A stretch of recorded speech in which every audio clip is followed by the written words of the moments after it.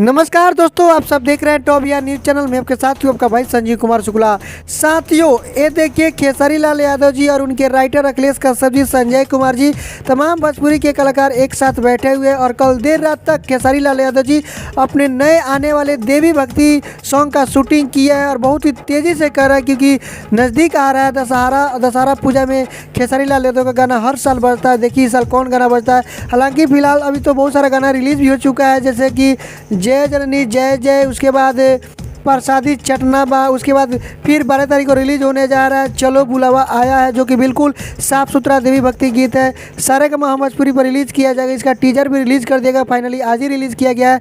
तो हमें बहुत सारे गाना अभी आने वाला है और बहुत सारा गाना आ भी चुका है।